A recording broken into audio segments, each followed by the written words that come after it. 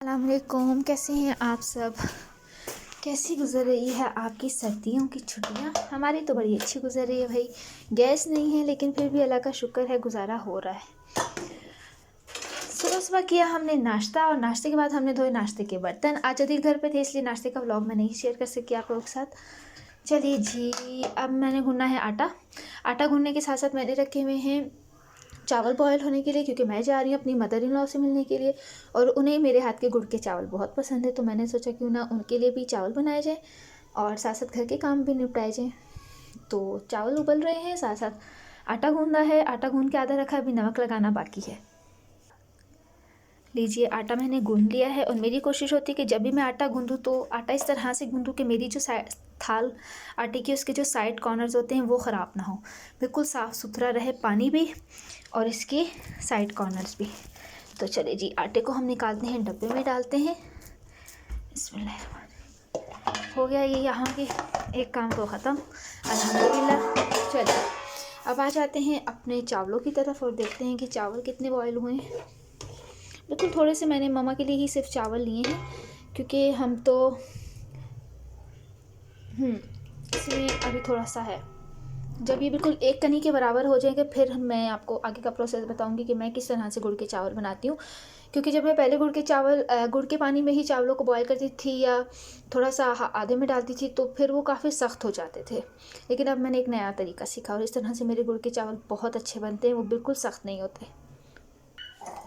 गुड़ का मैंने सिरप निकाल दिया था, अब मैं इसे करूँगी स्टेन। इसको स्टेन करना बहुत ज़रूरी है, मैं इसे लाजमी स्टेन करती हूँ। तो लीजिए, मैंने इसको स्टेन कर दिया और साथ ही में हमने थोड़े से ड्राई फ्रूट लिए हैं, कुछ ड्राई फ्रूट कटिंग करके हम इसमें ऐड करेंगे। ये लीजिए, गुड़ का तो रेडी हो गया, अब है ये ड्राई फ्रूट की बारी। अब मैं इसे ड्राई फ्रूट्स को कट करूँगी और फिर इसमें हम ऐड करेंगे।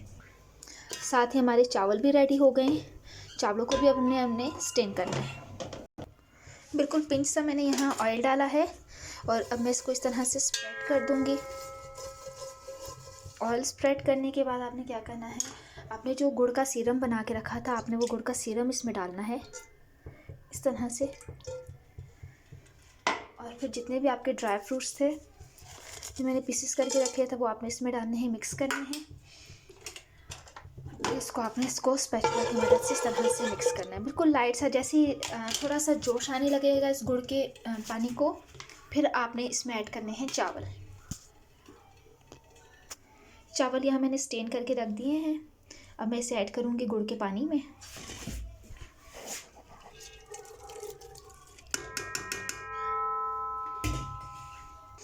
ये ऐड कर दिए मैंने इसमें चावल। अब हम इसे इस तरह से मिक्स करेंगे अच्छी तरह से और फिर इसे लाइट सा बॉयल होने देंगे और फिर इसे दम पर रख देंगे।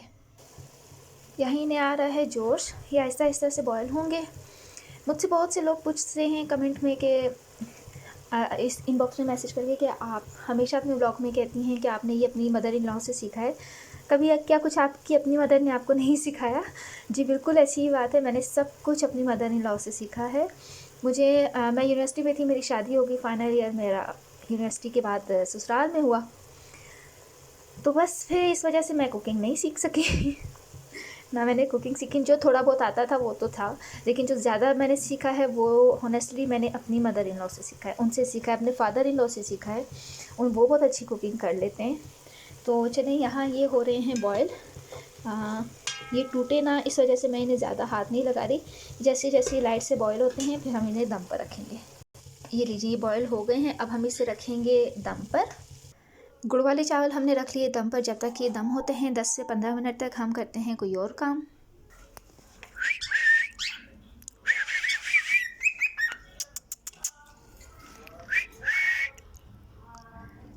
ये बहुत प्यारे मिट्ठू हैं, ये मुझे मेरे फादर इन लॉ ने दिए हैं, बहुत ही क्यूट है। ये सुबह सुबह बहुत प्यारी बातें करते हैं, जिस टाइम अजान हो रही होती है या अजान के बाद ये बहुत प्यारी बातें करते हैं।